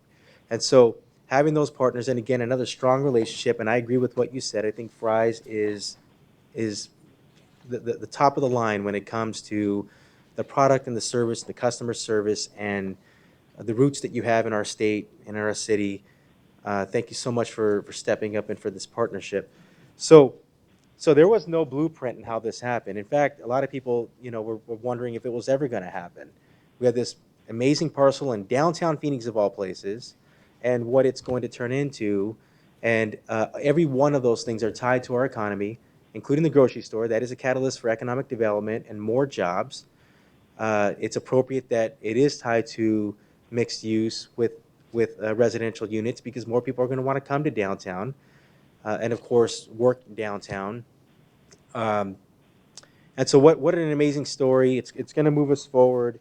It moves us from having essentially no return to our city to an estimated $234 million of annual economic output, which is pretty amazing. Nearly 13,000 permanent jobs, which will create more jobs and will be tied to more jobs. So I'm incredibly excited to have a grocery store in downtown. I think it serves a couple of purposes. Not only does it move our economy forward, it's good for the health of our economy. It's clearly good for the health of one's individual health. This is a food desert, and so this absolutely helps the families who live, the people and families who choose downtown as a place to live as well. So I can be more supportive. Thank you so much for the partnership and for the collaboration. And we have a motion and a second. We'll just go to the vote. All in favor say aye. Aye. Aye. Motion passes unanimously. Thank you.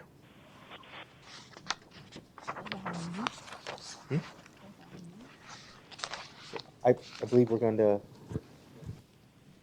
So we have two more items on on this agenda. The goal is to get through both. What we will do is take item 8 out of order, aviation capital investment update. We're going to bring our aviation director, Jim Bennett, back.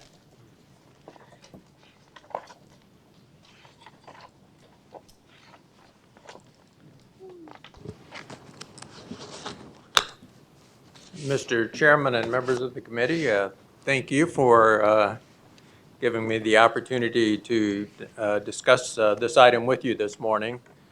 As I returned to Phoenix about a year ago, one of the items that I was asked to do was to examine what were the future facility needs for the aviation department.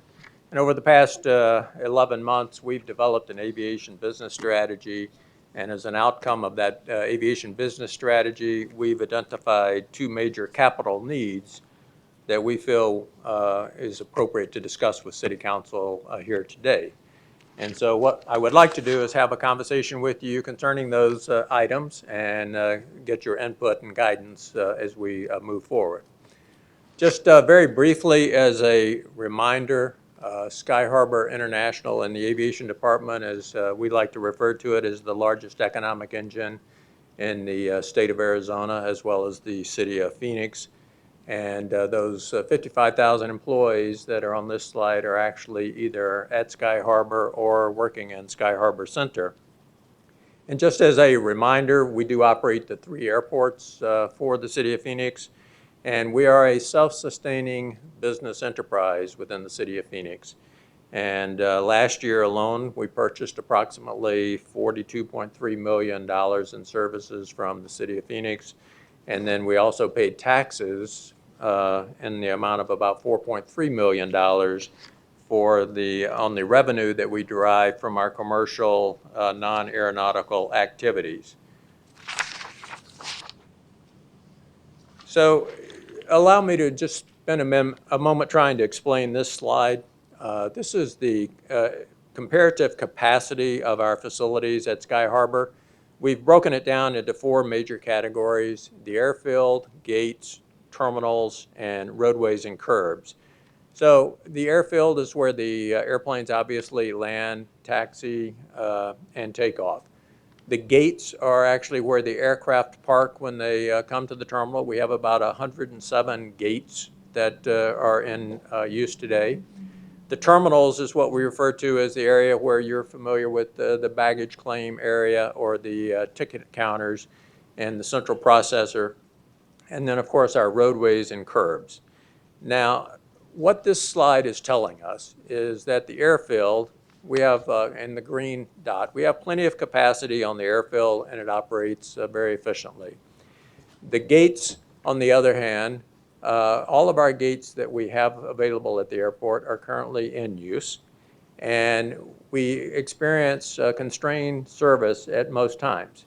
So what does that mean to you as a traveler? Well, you may have experienced it yourself when you arrive on a flight and you're ready to go to the gate. Instead of pulling up to a gate, you get off to the side, what we refer to as a hole pin, and you have to wait on the airplane for a gate to become available for the aircraft to taxi up to the gate. The terminal, when you're there to check in for your flight and you've got bags that you need to check, you maybe are experiencing long lines, or when you're getting your bags and baggage claim, very congested conditions there. And of course, the roadways and curbs, you may experience that on an ongoing basis, whether you're arriving in town to rent a car, or if you're just trying to get to one of the terminals on a Friday afternoon, you're queued up in traffic trying to get up to the terminal building. So that's what those dots are representing there. But if we look forward to 2021, just 5 years from now, what you see here is that the airfield is still in good shape in terms of capacity. Our gates still remain constrained at most times. The terminal gets a little better, and that is primarily by the fact that the T3 modernization program that is currently underway should be completed by then. But you will notice that the roadways and curbs, on the other hand, have gone from orange to red. And that is one of our major needs that we think we should be addressing, and we would like to discuss with you a little bit further here.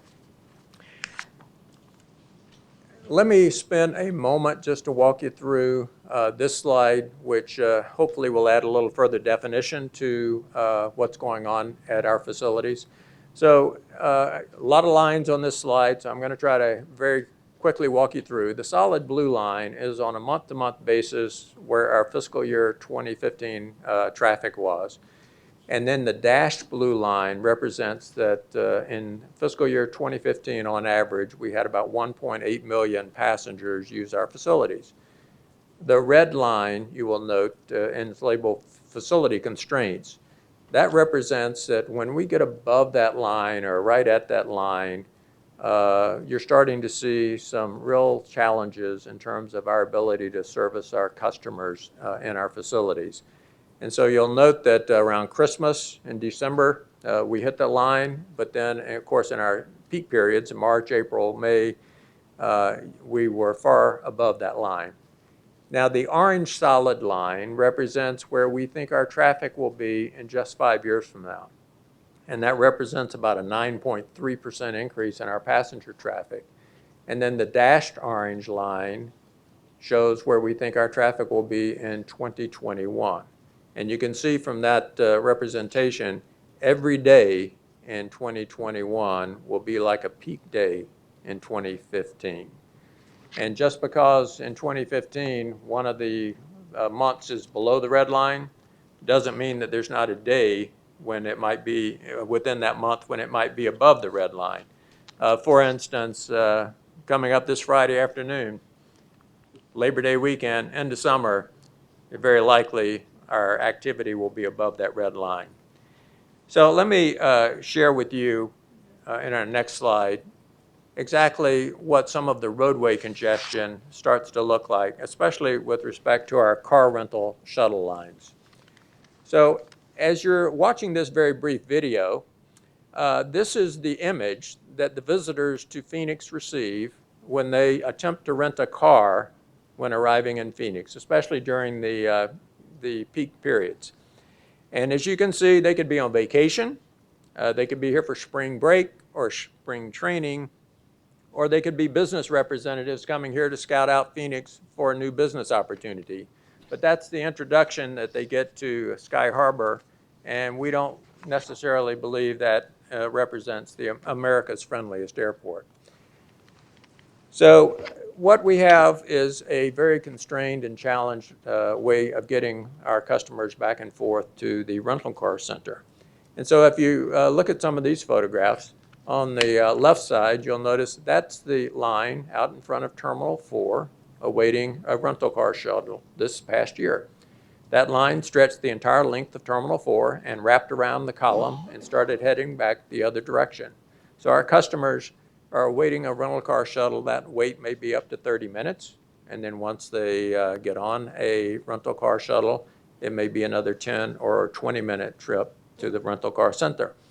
And then at the top right, you'll see that in the rental car center itself, we have long lines there also of people waiting to board those shuttles back to the terminal building. We have a very large fleet of buses that we operate. We have 108 buses in our shuttle fleet, but we cannot bus our way out of this situation.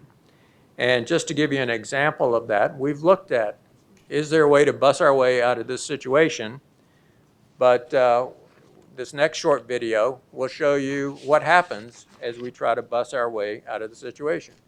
So what you are seeing here is actually a simulation model of busing in about the year 2021.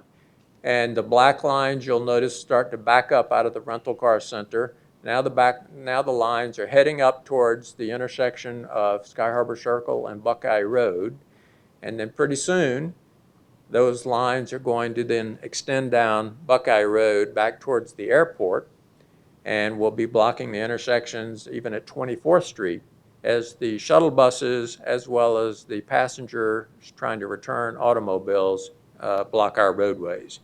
And we've looked at options other than additional buses. We've looked at retiming of traffic signals, And we even explored the opportunity of relocating the rental car center. We thought, why not move the rental car center up to 44th Street, where it would be on the SkyTrain as well as the light rail system. But it's very difficult to find an area of approximately 140 acres on which we could build a new 2.5 million square foot garage with about an 800,000 square foot rental car center, plus have interstate connectivity the way the existing center does. So a potential solution that we've identified is to complete the SkyTrain Phase 2 as was originally envisioned. And this would take the SkyTrain from its current end at Terminal 3 over to the rental car center, which is just west of Interstate 10. There would be 2 stops, or 1 stop at about 24th Street and Buckeye for a future Western Ground Transportation Center. And then we would make provisions for an additional stop west of Terminal 3 should in the future there be a need for another terminal building to be developed. And all total, it's about a 2-mile extension of the SkyTrain station. Now that's our roadway congestion issue. Next, I would like to briefly discuss our terminal constraints that we're currently experiencing. So in this video, I think you've all experienced this as you've used Sky Harbor. This doesn't happen to be a peak day or a peak month. This could be any day of the week. Once again, it's probably going to be Friday as people get away for the Labor Day weekend. So this is a problem that we've identified as a potential constraint. We need to find our way to provide some additional gates at Sky Harbor. As I mentioned, all of our gates are fully utilized today. And as the airlines continue to modernize their fleet, they're introducing larger aircraft, not only in terms of their seating capacity, but wingspans and length. The result of that is we have to do regating at our terminals, which means we are actually losing gates. And Councilwoman Williams pointed out at the last meeting of this subcommittee the fact that our terminals are so congested now that it's very difficult to get a cup of coffee or a food item or even to shop in one of our shops due to the lack of available space. And we plan to be back at your October meeting with some proposed interim solutions to that problem for your consideration. But that doesn't add additional gates. And we do need to figure out a way to potentially add some additional gates so that we're not turning business away from Phoenix. And Councilwoman Williams had also tasked us in a memo back in June to come up with a solution to that problem. So what we've identified as a potential option there to satisfy our need for additional gates is the addition of what we refer to as Concourse S1 on Terminal 4, as represented here in red. And this would be an 8th and final concourse on Terminal 4. It could provide up to 8 additional gates. And in addition, we could make provisions in that facility for another basement level international arrivals facility in the future. And so that would be an option to provide some additional gates for us at the airport. Now, as I previously showed you this slide, this is what we anticipate our situation being in the year 2021 if we just proceed with the T3 modernization project and then we do no further development at the airport. However, if we do move ahead with a SkyTrain Stage 2 and the development of that additional concourse on Terminal 4, you can see that the gates then move to green, and the roadways and curbs we think will move to green. You'll note that there's no change in the terminals area, but there's new technology that is being applied in the terminal areas where we think that that will improve on that situation. And what do I mean by that technology? Most of us now check in online, and then the airlines are very rapidly going to be moving to even self-bag checks so that you can just go to a kiosk and self-tag your bags and drop them into the system so you don't have to necessarily queue in front of the line. And also in our Terminal 3, our Terminal 3 modernization program, we're actually moving to what we call common use, which then gives us a lot of additional kiosk and the ability to process people more efficiently in the terminals. So as depicted here, this is the current City Council approved capital investment spending plan for the next 5 years for the airport. The Terminal 3 modernization project is the largest component of that. That project is currently underway. We also have underway, as we speak, the Terminal 4 international arrivals facility improvements. That's in the current international arrivals facility. And then we have an assortment of other terminal and airfield major maintenance projects and improvement programs that are slated for development over the next 5 years.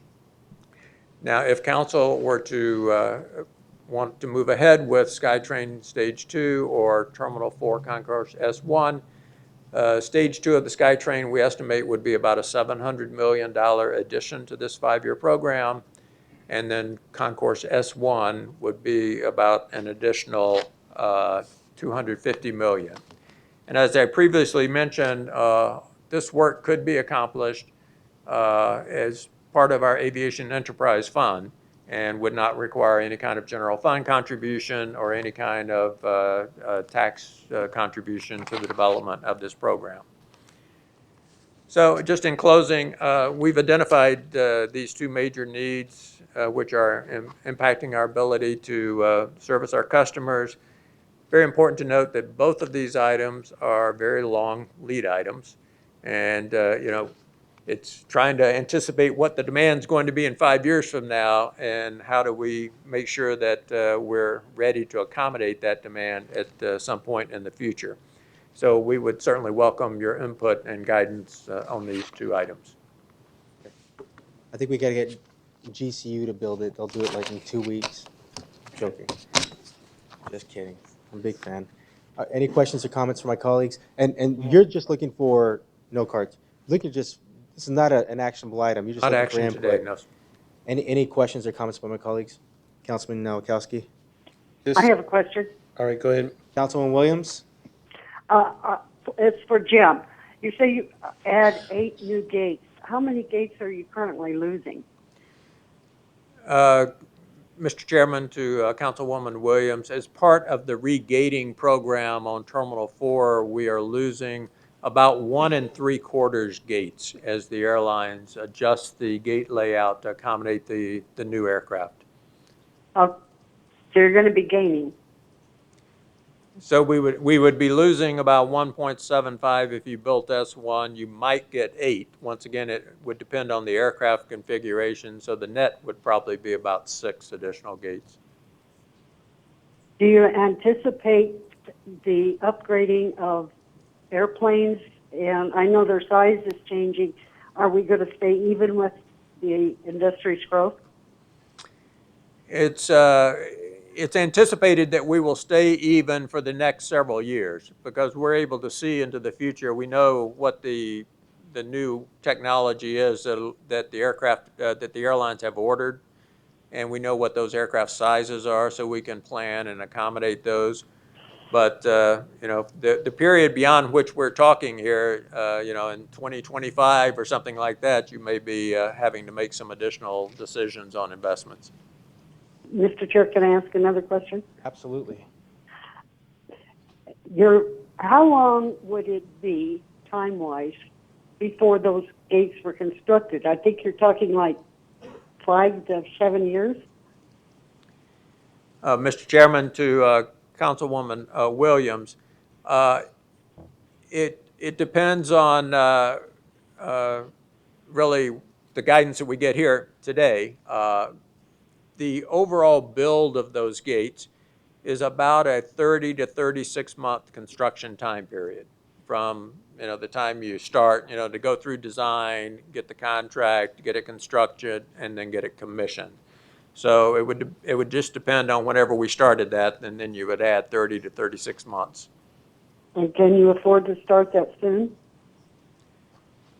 Well, we've not examined a full financial plan or programming of this proposal at this time. That's if the council would like us to consider that, we would be happy to come back at a future meeting and discuss a schedule as well as a finance plan. Well, I think you know how I feel about this. We have to accommodate the growth. We need to have the capacity, and this is such an engine for not only Phoenix, but for Arizona. It's very important that we continue to upgrade, and I think getting the train across to the rental center needs to happen yesterday. So I'm very supporting of you continuing and then come back to us with costs. Thank you. Thanks, Councilwoman. Any other comments? You know, just some clarification for those that are watching on television.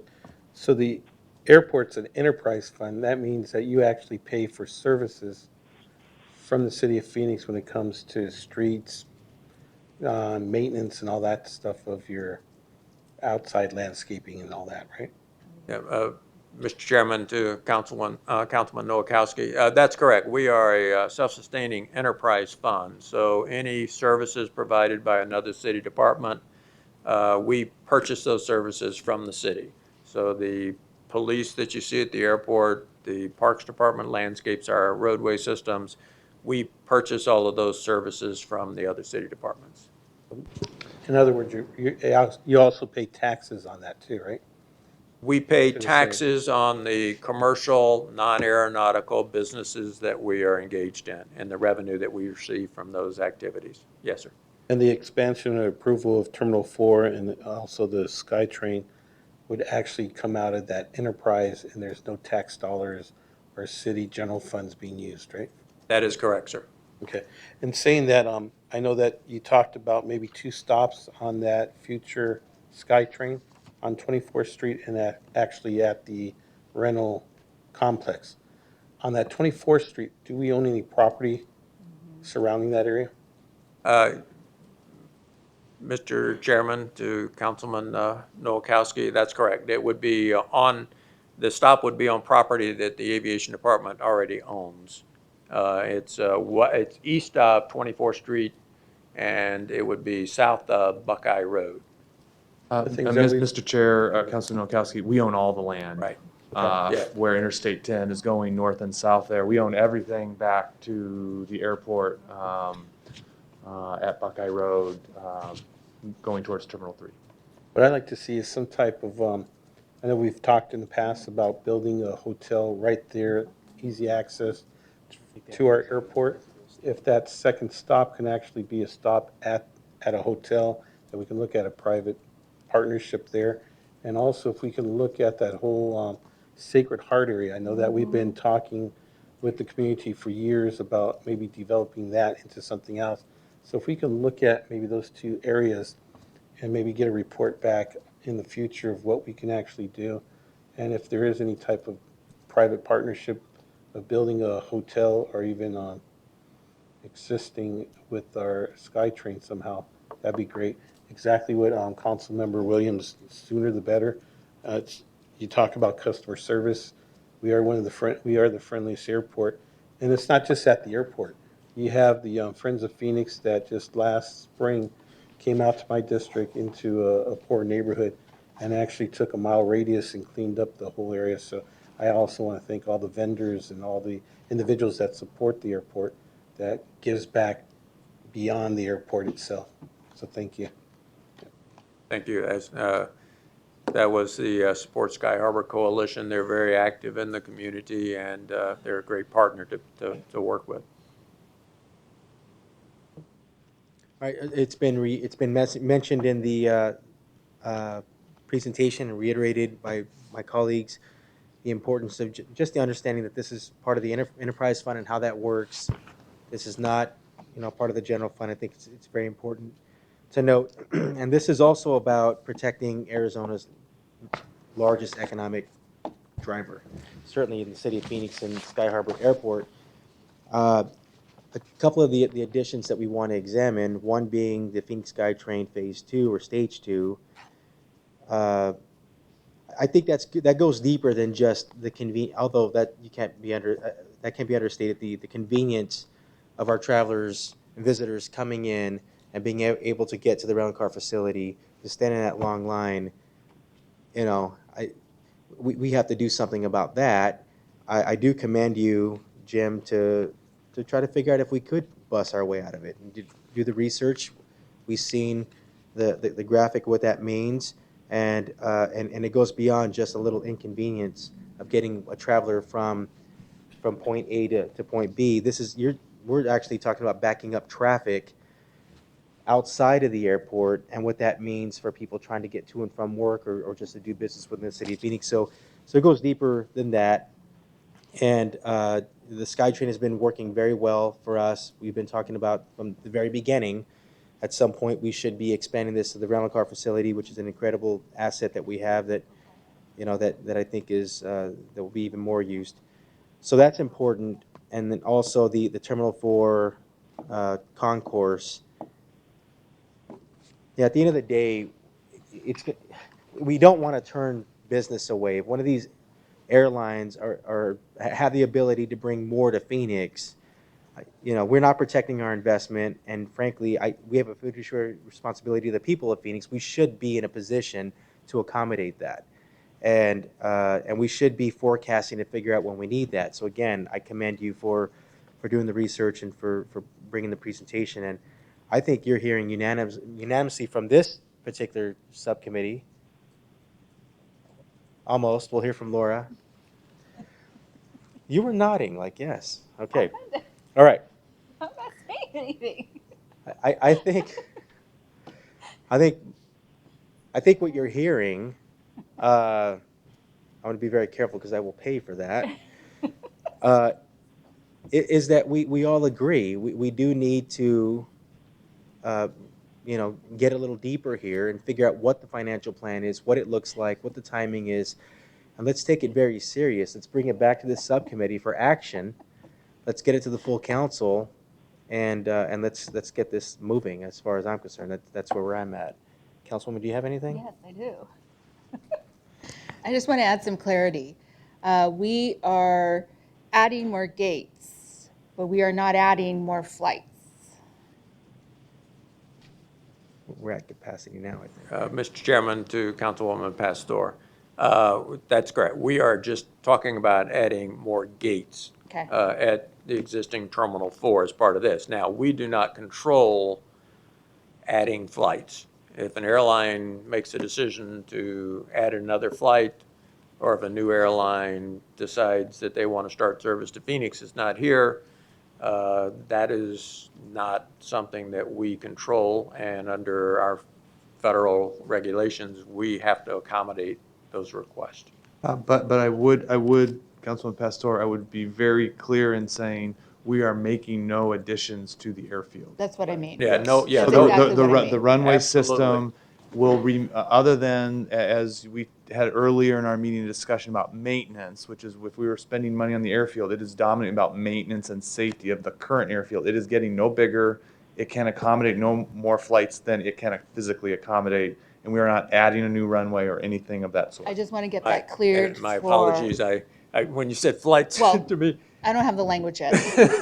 You were quite, we understood. But in that respect, Mr. Chairman, to Councilwoman Pastor, I think it's interesting to note that the flight activity at Sky Harbor is actually about 140,000 flights or arrivals and departures per year, less than it was in 1990. But we accommodated 8 million additional passengers. And so that's just an example that the airlines are using larger aircraft more efficiently to Right. carry more people. So the flights have gone down Right. over the past several years. We accommodate more people without having to have another airplane in the sky. Right. And so the Correct. building of the terminal is about ensuring we can have the capacity to provide good service to the customer, but we are making no additions to the airfield whatsoever. Okay, I just wanted to clear that up for the audience sake and for my constituents. Yes, ma'am. And the other thing too is, it's basically when you're on an airplane, you land, and sometimes you have to sit behind another airplane until they leave, and I know many times that happens with me, and it's about customer service.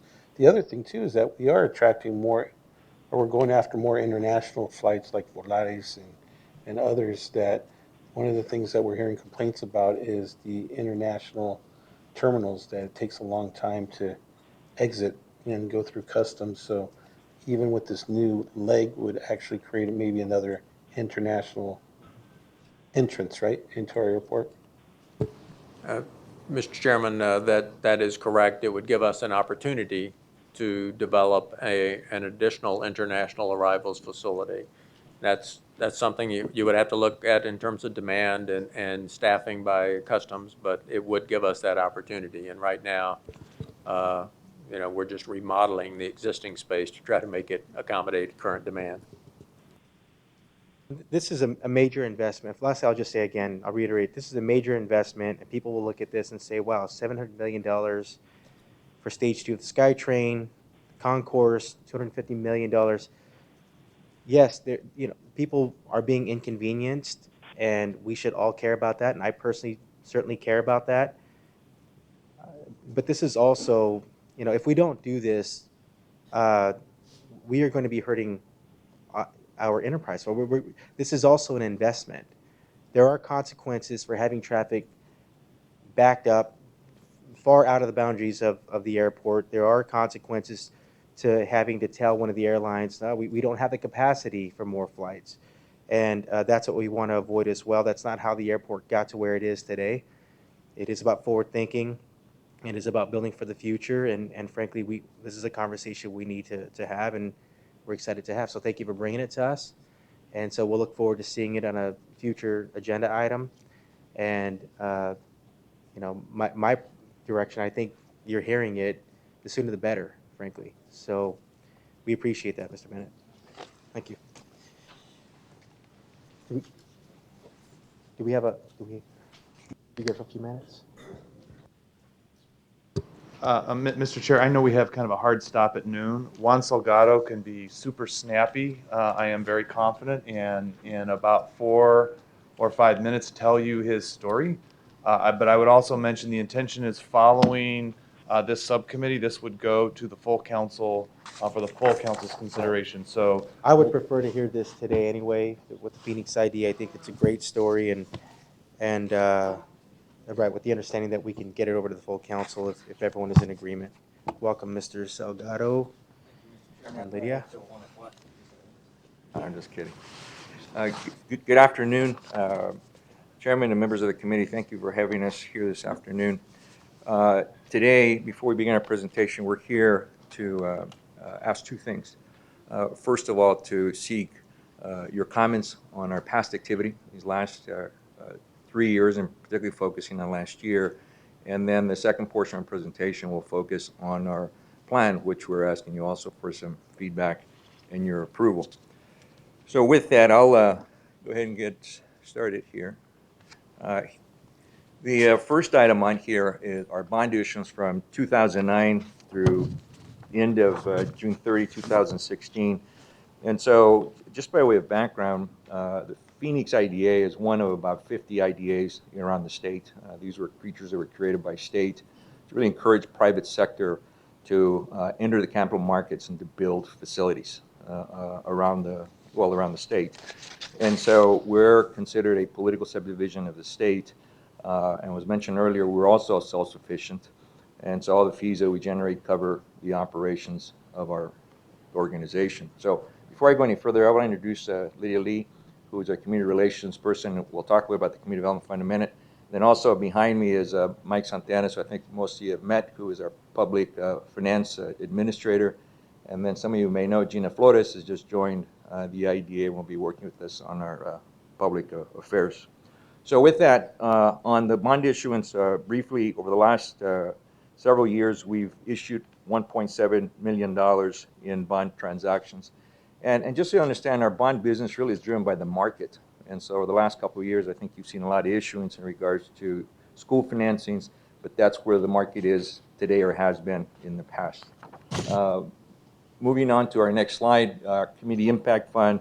The board several years ago created a portion of our fees to be dedicated to what we call patient capital that we reinvest in the community.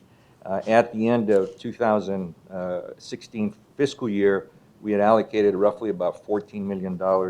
And so what you have before you really is just a breakdown of our balance of loans or investments that we've made during this period of time. As you see, the large portion of this is $4 million in land that consists of the investments we've made in the West Fillmore area, and then recently acquired a building on 207 East McDowell from DS. So that consists of 4.3. The other are loans that we've made in the community. This last year, I want to highlight just quickly some initiatives that the board was involved with that they approved. Our first one, which was a very significant project, was the Galvanize. Our board made a loan of $945,000 to close the gap to bring Galvanize into this community. Our board also approved $100,000 in a program to focus on predatory lending. We're really excited about this initiative. This initiative is with Marisol Credit Union and Take Charge America Credit Union, where we're going to target payday lenders. And we're going to focus on refinancing those folks that have title there and essentially put them back on path to straighten out their credit. So we'll roll that program out later this month. And then below you, the board approved $500,000 in participation with a nonprofit called Hogar. And over the course of this next year, we'll be involved in buying repossessed houses and then turning them around and sell them to moderate low-income households. So those are the significant pieces that the board approved. Our next item is our, yes. I know I'm stalling it even though I have the That's hard, okay. hard appointment. Going back to the predatory lending, I don't know what it's called. It's not in front of me. But I'm really happy to hear about that program because in all our communities, we have constituents that are targeted or happen to be in that circumstance that they have to borrow money that way. So I think that's going to be a huge impact on our community and making sure that we get them on the right path of good credit and how to go about loaning properly. Thank you. Thank you, Councilwoman. If I may proceed, the next program that we have is our Community Development Fund, and with that, I'm going to ask Ms. Lee to kind of give you a background of what this is. So just so you'll know, the fees that we generate from out-of-state transactions support the Community Development Fund. So with the funds that we receive, we're able to invest back into the community. I think some folks will call those grants. So Lydia will give you an overview of what we've done the last 3 years and focus what we were doing here recently. Mr. Chairman and members of the committee, the Community Development Fund was established by the Phoenix IDA Board of Directors in 2011. And the purpose, as Juan mentioned, of the fund is to invest fees received from non-Arizona bond transactions into community projects and programs that benefit and support the city of Phoenix and its residents. Between fiscal years 2014 and 2016, we invested approximately $2.2 million with nonprofit partners in Phoenix. The board annually reviews and approves the focus areas in which we will invest our funds. The focus areas currently that the board has approved are in affordable housing, and you can see the amount that we invested in affordable housing this past fiscal year, economic and community development, education, and health innovations. This slide will demonstrate a few of the awards that we have made this past fiscal year. The first is First Place Transition Academy as part of First Place Phoenix. Our support is for this academy that is a 2-year tuition-based program for high school graduates ages 18 and older with autism. So we're very excited at the opportunity to be a part of this. Choice Neighborhoods is an award that will support the city's matching grant, which was a requirement of the HUD Choice Neighborhoods Planning and Action Grant. So we're, again, pleased to be a part of this for the Edison East Lake neighborhoods. The Lodestar Human Services Campus was additional funding to support those individuals who were displaced with the closing of the overflow shelter. Many providers were providing these services and they needed additional assistance. And so we helped provide that while they're continuing to look at ways to house these individuals in what we call rapid rehousing. And then lastly, support of the WPA building renovation. We were again pleased to be a part of this effort to maintain this and to help with the renovation so that we can keep this important structure as part of our community. Thank you, Ms. Lee. I also forgot to mention probably one of our key members of our team, Murray Bass, who is on the right. Murray is the chief architect of our residential single-family program, known as a Home in 5. Just a quick statistics. This is a program we've been doing jointly with Maricopa County IDA. We're getting ready to celebrate our 4th year in October. So during that period of time, we've assisted 11.7 thousand home purchases during that time. This is a down payment assistance program that net borrowers 3%. And so $90 million down payment assistance has gone towards this program, and over $2 billion in loans have been originated over the course of this 4 years. This is some additional highlights this last year. We expanded our program from doing just FHA loans, added conventional loans to our portfolio. Councilman Pastor, you had mentioned mortgage credit certificates, I think a year or so ago, so we expanded to offer that as well this last year. And then one of the significant, the exciting features that we added to the program in October, where Councilman Valenzuela and Councilman Pastor participated, is that we added an additional down payment assistance to teachers and first responders in October of last year. Moving right along, this last May, in trying to expand our work, particularly focusing on public school districts, we held an event that was sponsored by the Arizona Community Foundation. We invited approximately 24 school districts in the Phoenix area. We had 12 folks show up. And so the primary focus was really to introduce them, to say, we are investing $1 million with the Arizona Community Foundation for grant awards. And as Lydia mentioned, some of the highlights and focuses areas, so we encourage them to apply. Energy efficiency is a program that we started in participation with the Arizona Bank and Trust. So the board invested $2 million. The Arizona Bank and Trust is doing $15 million. And with that, we're providing low-interest loans to help school districts essentially retrofit their facilities so they can have energy savings and therefore save some money and put back in the classroom. And last but not least, we talked about our Home in 5 Advantage program with the additional down payment assistance to let folks know that their teachers that they were serving were eligible for not only the 3%, but the additional down payment assistance program. Mr. Chair, members of the subcommittee, because I know we have a stop, the report provides WAN and the IDA's work program for this next year. Are there any specific questions about the work program that we could answer now, and then it would allow the subcommittee perhaps to focus on either questions they have, or if they don't, but we are here today for action in order to go to the full city council if there's any feedback the council wants to give I to believe Juan we and his all, team. personally, I believe we all received an update, briefing. I, for one, am absolutely 100% comfortable with this plan, and I'm willing to see it move to the next level. It'll go to the full council, but I think that's fair. I want to be sure that my colleagues have an opportunity to ask the questions that they have, or to continue to get more information that they need. Okay. I have a motion. I have a motion to move the Phoenix IDA recommendations forward to the council. I'll second that. All right, we have a motion and a second. All in favor, say aye. Aye. Aye. Motion passes. Thank you. Thank you very much. Thank you, Ms. Lee. Thank you, Mr. Salgado. All right, we do end this meeting with a call to the public. We don't have any cards for the final call to the public. We did talk about one future agenda item, which is to ask Mr. Bennett to come back with more details on what that would look like to actually expand those projects at the airport. And then each of your places or to your staff, we provided the suggested subcommittee items that are of interest in October. If you have questions, please feel free to contact staff, and if there's adjustments, additions, we're prepared to work through those with all of you. I will point out, and just for the sake of doing this in this public meeting, the item that Councilwoman Williams has asked about additional opportunities, kiosks, those types of things for people to